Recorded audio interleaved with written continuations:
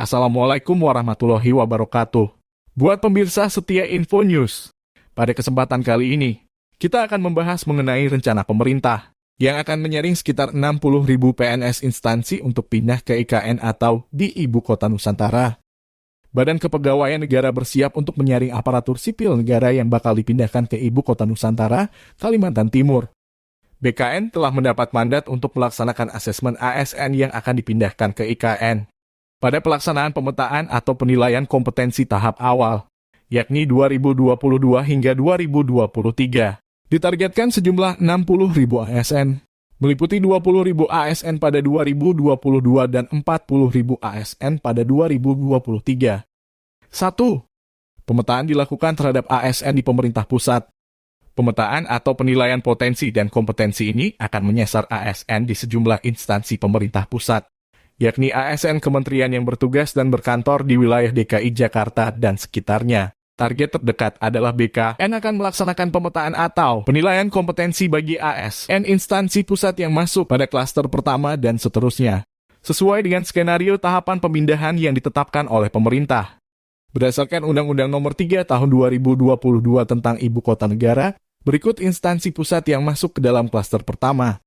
Presiden dan Wakil Presiden Lembaga Tinggi Negara, MPR, DPR, DPD, MA, MK, KY, BPK, Kementerian Koordinator, Kemenkoekon, Kemenko Polhukam, Kemenko PMK, Kemenko Marves, Kementerian Triumvirat, Kemendagri, Kemenlu, Kemenhan, sebagai pelaksana tugas kepresidenan apabila Presiden dan Wakil Presiden berhalangan menjalankan tugas secara bersamaan, pasal 8 ayat 3. Undang-Undang Dasar Negara Republik Indonesia 1946 yang mendukung kerja Presiden Wakil Presiden secara langsung. Kemensetnek, Setkap, KSP, Wantimpres yang mendukung proses perencanaan, penganggaran dan kinerja pembangunan. Kemen PPN atau Bapenas, Kemenka, Kemen PANRB, BPKP, kementerian yang mendukung penyiapan infrastruktur dasar di IKN, Kemenkominfo, Kemen PUPR, Kemen ATR atau BPN, Alat Pertahanan dan Keamanan dan yang mendukung penegakan hukum, Mabes TNI, TNI AD, TNI AL, TNI AU, Mabes Polisi, Pas Pampres, BIN, BSSN, Kejagung, Kemenkumham, KPK. 2. BKN lakukan sejumlah persiapan untuk melakukan pemetaan. BKN melalui Pusat Penilaian Kompetensi ASN sedang menyiapkan 2 tahapan utama dalam proses asesmen ASN menuju IKN. Pertama, menyusun dan mengembangkan instrumen atau metode asesmen.